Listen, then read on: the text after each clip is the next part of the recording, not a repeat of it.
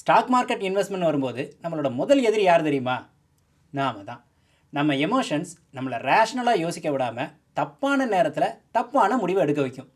இன்வெஸ்ட்மெண்ட்டில் எமோஷன்ஸோட role என்ன, அதை நாம் எப்படி கண்ட்ரோல்டாக வச்சுருக்க முயற்சி பண்ணலாம், அதை விளக்கமாக பார்க்குறதுக்கு தான் இந்த எபிசோட். வணக்கம், என் பேர் விஜயமோகன். நீங்கள் பார்த்துட்டு இருக்கிறது இன்வெஸ்ட்மெண்ட் இன்சைட்ஸ்.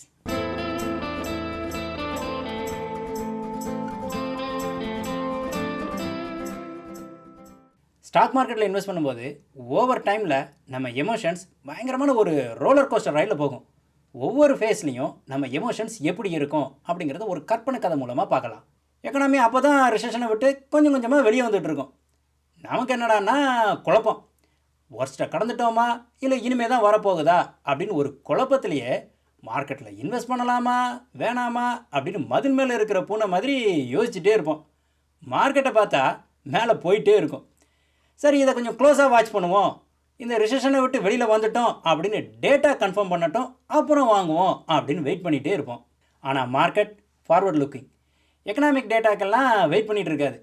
அதுக்கு பொருளாதார சூழ்நிலை பெட்டராக ஆரம்பிச்சிருச்சு அப்படின்னு க்ளூஸ் கிடச்சிட்டாலே மேலே போக ஆரம்பிச்சிடும். ரிசெஷனை விட்டு வெளியில் வந்துட்டோன்னு எக்கனாமிக் டேட்டா கன்ஃபார்ம் பண்ணும்போது மார்க்கெட் நல்லாவே மேலே போயிருக்கும். சரி, இப்போவாவது வாங்குவோம் அப்படின்னு நாமளும் வாங்குவோம். அதுக்கப்புறம் அப்பப்போ 2% 3% கீழே போனாலும் ஓவராலாக மார்க்கெட் மேலே போயிட்டே இருக்கிறத பார்த்துட்டு நமக்கு குஷியாக இருக்கும். நல்ல வேலை வெயிட் பண்ணாமல் வாங்கினோன்னு சந்தோஷப்பட்டுக்குவோம். மார்க்கெட் பீக்குக்கு போகும். மார்க்கெட் மேலே போகிறத பார்த்துட்டு ஸ்டாக் மார்க்கெட்னால் என்னென்னே தெரியாத ஆட்கள் எல்லாம் இன்வெஸ்ட் பண்ண வருவாங்க. மார்க்கெட் யூஃபோரியா ஸ்டேஜுக்கு போகும். இந்த ஸ்டேஜில் ரியாலிட்டியை மறந்துடுவோம். கண்ணை மூடிட்டு எதில் காசை போட்டாலும் நல்ல ரிட்டர்ன் வரும் அப்படின்னு கான்ஃபிடெண்ட்டாக நம்புவோம். ஏங்க, இதில் இருக்கிற ரிஸ்க்கெல்லாம் உங்களுக்கு புரியுதா அப்படின்னு யாராவது கேட்டால், ரிஸ்க்கா?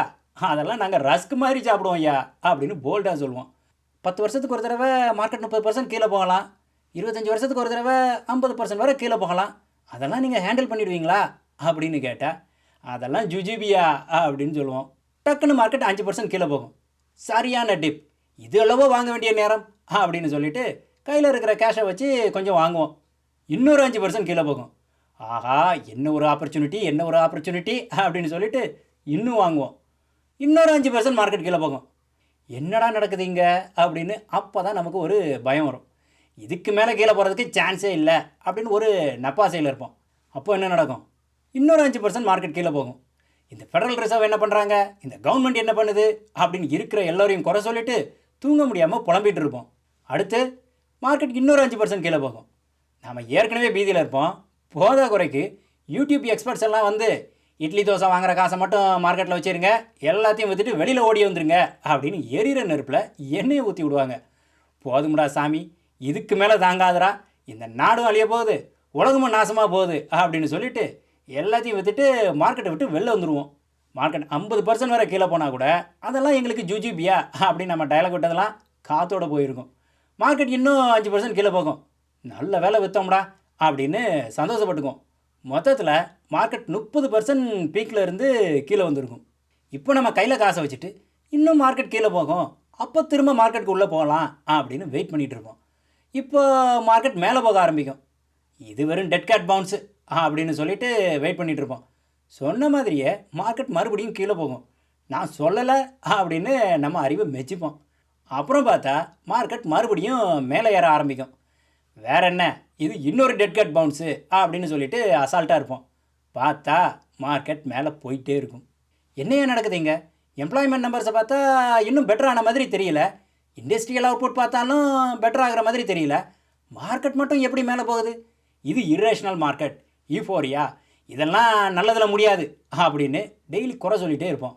ஆனால் மார்க்கெட் நீ சொல்கிறத சொல்லிட்டே இரு அப்படின்னு சொல்லிட்டு அது பாட்டுக்கு மேலே போயிட்டே இருக்கும். நம்ம தியரியை சப்போர்ட் பண்ணுற மாதிரி 4 எக்ஸ்பர்ட்ஸ் வேறு அதையே சொல்லிகிட்டு இருப்பாங்க. இன்னொரு 4 எக்ஸ்பர்ட்ஸ் மார்க்கெட் மேலே போகும் அப்படின்னு சொல்லிட்டு இருப்பாங்க. ஆனால் அது நமக்கு அதில் விழாது.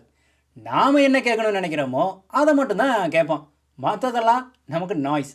அந்த எக்கனாமிக்ஸ் சொல்லியிருக்கிறார்ப்பா, கண்டிப்பாக மார்க்கெட் கீழே போகும் அப்படின்னு, இன்றைக்கி கிராஷ் ஆகும் நாளைக்கு கிராஷ் ஆகும் அப்படின்னு நாமளும் 1 வருஷம் வரைக்கும் வெயிட் பண்ணுவோம். பார்த்தா மார்க்கெட் பழைய பீக்குக்கு வந்திருக்கும். சரி, எவ்வளோ நாள் தான் கையில் காசை வச்சுட்டு இன்வெஸ்ட் பண்ணாமல் வெளியவே உட்காந்துட்டு இருக்கிறது அப்படின்ட்டு மறுபடியும் மார்க்கெட்டுக்குள்ளே வருவோம். இப்படித்தான் நம்ம எமோஷன் நஷ்டமாகிற பகுதியை மட்டும் அனுபவிக்க விட்டுட்டு லாபம் ஆகிற பகுதிக்கு வெளியே உட்காந்து வேடிக்கை பார்க்க வைக்கும். இந்த எமோஷனல் ரோலர் கோஸ்டர் சைக்கிள் மறுபடியும் தொடரும். புதுசாக இன்வெஸ்ட் பண்ண வந்தவங்களுக்கு இப்படியெல்லாம் நடக்குமா அப்படின்னு தோணலாம். போன வருஷம் மார்ச் மாதம் லோஸை பார்த்தவங்களுக்கு இது எந்த அளவுக்கு உண்மை அப்படிங்கிறது புரியும். நம்ம எமோஷனலி ஸ்ட்ராங்கான ஆட்கள் அப்படின்னு தான் நினச்சிட்டு இருப்போம். அந்த டிப்பிங் மொமெண்ட் வர வரைக்கும். அது நடக்கிறப்போ நமக்கு இருக்கிற ஃபைனான்ஷியல் நாலேஜ் பேக் சீட்டுக்கு போயிடும். சிலருக்கு காணாமலே போயிடும். எமோஷன் நம்மளை ட்ரைவ் பண்ண ஆரம்பிக்கும். அப்போ தான் ஜனகராஜ் மாதிரி நமக்கு நாமே வேட்டு வச்சுப்போம். கிரெடிட் ஸ்விஸ் பிஹேவியரல் ஃபைனான்ஸ் பற்றி ஒரு ஆர்டிக்கல் பப்ளிஷ் பண்ணியிருக்காங்க. ஒரு இன்வெஸ்டரை அவங்களுக்கு இருக்கிற ஃபைனான்ஷியல் நாலேஜ் அண்ட் எமோஷன்ஸை வச்சு 4 குரூப்பில் அழகாக கேட்டகரைஸ் பண்ணி வச்சுருக்காங்க. இந்த realistic quadrant limited financial knowledge இருக்கிறவங்க. ஆனால் அவங்க டெசிஷன் மேக்கிங்கில் அவ்வளோ ஈஸியாக எமோஷனை உள்ளே கொண்டு வர மாட்டாங்க. கண்ட்ரோல்டாக வச்சுருப்பாங்க. அவங்கக்கிட்ட லிமிட்டட் ஃபைனான்ஷியல் நாலேஜ் தான் இருக்குது அப்படிங்கிறதுனால ரிஸ்க்கை கரெக்டாக மெஷர் பண்ணி மார்க்கெட்டில் இருக்கிற ஆப்பர்ச்சுனிட்டிஸை அவங்களுக்கு சாதகமாக அவங்களால பயன்படுத்திக்க தெரியாது. அன்ஃபார்ச்சுனேட்லி இந்த குரூப்பில் இருக்கிறவங்க ஸ்டாக் மார்க்கெட்டில் இன்வெஸ்ட் பண்ணுறதுக்கான வாய்ப்பு கம்மி. ரொம்ப கம்மியான ஆட்கள் தான் மார்க்கெட்டில் இருப்பாங்க. இந்த இன்ட்யூட்டிவ் குரூப் இருக்குது பாருங்கள், நம்மளில் முக்கால்வாசி பேர் இந்த குரூப்பில் தான் வருவோம். ஃபைனான்ஷியல் நாலேஜும் கம்மி, எமோஷன்ஸும் அதிகம். ஆனால் நாம் அதை ஒத்துக்குவோமா? நோவே. நாம் என்ன சொல்லுவோம்? எனக்கு ஃபைனான்ஷியல் நாலேஜும் ஜாஸ்தி, எமோஷனும் டோட்டலி அண்டர் கண்ட்ரோல் அப்படின்னு சொல்லுவோம். இந்த குரூப் தான் டெய்லி மார்க்கெட் ப்ரைஸ் பார்த்துட்டு டென்ஷனாக இருக்கிற குரூப். ஐயா மேலே போகுதே அப்படின்னு ஜாலியாக இருப்போம். ஐயோ கீழே போகுதே அப்படின்னு பதறுவோம். நம்ம கதையில் பார்த்த அந்த பிஹேவியர் இந்த குரூப்போட டிப்பிக்கல் பிஹேவியர். அடுத்த குரூப் எக்ஸ்ப்ளோரிங் இருக்குது பாருங்கள். இதுதான் கொஞ்சம் வித்தியாசமான குரூப். நல்ல ஃபைனான்ஷியல் நாலேஜ் இருக்கும். மார்க்கெட் இப்படி தான் ஒர்க் ஆகும், யாராலையும் ப்ரெடிக்ட் பண்ண முடியாது அப்படின்னு அவங்களுக்கு நல்லா தெரியும்.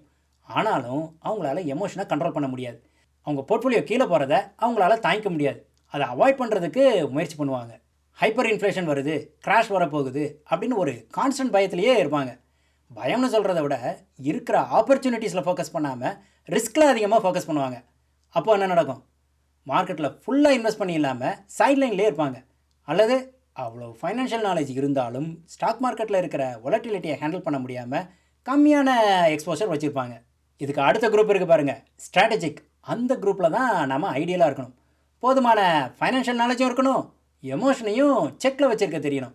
ரெண்டும் இருக்கிற காம்பினேஷன் இருக்குது பாருங்கள், ரேர் காம்பினேஷன், ஆனால் வின்னிங் காம்பினேஷன். இந்த குரூப்பை நோக்கி நம்மளை வளர்த்துக்கிறது தான் நம்மளோட கோலாக இருக்கணும்.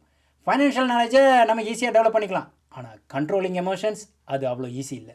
ஸோ அந்த ஸ்கில்லை நாம் எப்படி டெவலப் பண்ணிக்கலாம்? எமோஷனை ட்ரிகர் பண்ணுற சோர்ஸை முதல்ல ரிமூவ் பண்ணணும். அப்படின்னா என்ன அர்த்தம்? கான்ஸ்டண்ட்டாக மார்க்கெட்டை டிவிலேயோ ஆன்லைன்லேயோ மானிட்டர் பண்ணுறதை நிறுத்தணும். இண்டிவிஜுவல் ஸ்டாக்ஸில் இன்வெஸ்ட் பண்ணுறவங்க வேணால் ஒரு நாளுக்கு ஒரு தடவை end of the day monitor பண்ணலாம். ஆனால் இண்டெக்ஸில் இன்வெஸ்ட் பண்ணுறவங்க டெய்லி மானிட்டர் தேவையே இல்லை. அடுத்து பண்ண வேண்டியது, புதுசாக இன்வெஸ்ட் பண்ணுற பணத்தை ரொபாட்டிக் மிஷின் மாதிரி பண்ணணும். மார்க்கெட் மேலே போச்சா கீழே போச்சா அப்படின்னு பார்க்காம எப்பெல்லாம் இன்வெஸ்ட் பண்ணுறதுக்கு காசு இருக்குதோ அப்போல்லாம் பண்ணணும். அப்புறம் மார்க்கெட் மேலே மட்டும் போகாது, கீழேயும் போகும் அப்படின்னு நமக்கு தெரியணும். போர்ட்ஃபோலியோ கீழே போச்சுன்னா டென்ஷனாக ஆகக்கூடாது. அப்படி ஆகிறதா இருந்தால் ஸ்டாக் மார்க்கெட் நமக்கு ஏற்ற இடம் இல்லை, வெளியே வந்துடுறது நல்லது. ஆன் ஆவரேஜ் 10 வருஷத்துக்கு ஒரு தடவை மார்க்கெட் 30% வரை கீழே போகலாம். 25 வருஷத்துக்கு ஒரு தடவை 50% வரை கீழே போகலாம். அப்படின்னா என்ன அர்த்தம்? நம்ம லாங் டேர்மில் இன்வெஸ்ட் பண்ணும்போது நம்ம லைஃப் டைமில் கண்டிப்பாக அப்படி ஒரு டவுன் டர்னை பார்க்க தான் போகிறோம். அதை அவாய்ட் பண்ண முடியாது. அதை ஹேண்டில் பண்ணுறதுக்கு best way, we have to ride it through. அதாவது மார்க்கெட் கீழே போகும்போது விற்றுட்டு வெளியில் வராமல் அந்த ரோலர் கோஸ்டர் ரைடில் அப்படியே கண்டினியூ பண்ணணும். எக்கனாமி ரிவைவ் ஆகுது அப்படின்னு மார்க்கெட் ரியலைஸ் பண்ணுனா இவென்ச்சுவலி அது மேலே வரத்தான் செய்யும். இப்போ நாம் எமோஷ்னல் ரோலர் கோஸ்டர் சார்ட்டை திரும்ப பார்க்கலாம். மார்க்கெட் பீக்கில் இருக்குதுன்னு நமக்கு தெரிஞ்சால் விற்றுட்டு வெளியில் வந்துடலாமே, ஏன் ரிஸ்க் எடுத்து இன்வெஸ்ட் பண்ணி இருக்கணும் அப்படின்னு நமக்கு தோணலாம். S&P 500ஓட கடந்த 10 வருஷ க்ரோத்தை பாருங்கள். 2013 இருந்து நாம் நியூ பீக் பார்த்துட்டே தான் இருக்கிறோம். பீக்கில் இருக்குதுன்னு நம்ம விற்றுட்டு வெளியில் உட்காந்துட்டு இருந்தோம்னா இன்றைக்கி வரைக்கும் உட்காந்துட்டு தான் இருப்போம். மார்ச் 2020 கிராஷ் கூட 2013 லெவலுக்கு போகலை. ஸோ இதை ஹேண்டில் பண்ணுறதுக்கு பெஸ்ட் அப்ரோச், நான் ஏற்கனவே சொன்ன மாதிரி ரைடிங் இட் அவுட். மார்க்கெட்டை விட்டு வெளியே வரக்கூடாது. அப்படியே மார்க்கெட் கிராஷ் ஆனால் கூட look at the brighter side. அந்த பீரியடில் நாம் சேமிக்கிற பணத்தில் சீப்பாக இண்டெக்ஸ் வாங்கலாம். அந்த கிராஷை விட்டு வெளியில் வர ரொம்ப வருஷம் ஆகிடுச்சுன்னா என்ன பண்ண அப்படின்னு நிறைய பேருக்கு பயம் இருக்கும். அப்படி ஆச்சுன்னா ரிட்டையர் ஆனவங்க வருத்தப்படலாம். ஆனால் வேலை பார்த்து சம்பாதிச்சிட்டு இருக்கிறவங்க சந்தோஷப்படணும். ஏன்னா இண்டெக்ஸ் சீப்பாக இருக்கிற நேரத்தை நம்ம அட்வான்டேஜுக்கு யூஸ் பண்ணிக்கணும். கண்டினியூஸாக எவ்ரி மந்த் சேமிக்கிற பணத்தில் இண்டெக்ஸை வாங்கிட்டே இருக்க வேண்டியதுதான். மார்க்கெட் சைக்கிள் டேர்ன் ஆகும்போது நமக்கு அது ஃபேவரபுளாக இருக்கும். இப்படி யோசிக்கிறதுக்கு நம்ம ஸ்ட்ராட்டஜி குவாட்ரண்ட்டில் இருக்கணும். இன்ட்யூட்டிவ் குவாட்ரண்ட்டில் இருக்கிற வரைக்கும் நம்மளால் இந்த மாதிரி யோசிக்க முடியாது. ஸோ நான் ஏற்கனவே சொன்ன மாதிரி இன்ட்யூட்டிவ்ல இருந்து ஸ்ட்ராட்டஜி குவாட்ரண்ட்டுக்கு மெச்சூர் ஆகிற மாதிரி ஃபைனான்ஷியல் நாலேஜும் டெவலப் பண்ணிக்கணும், எமோஷனையும் கண்ட்ரோல்டாக வச்சுருக்க தெரியணும். சீக்கிரமே அடுத்த எபிசோடில் சந்திப்போம். நன்றி, வணக்கம்.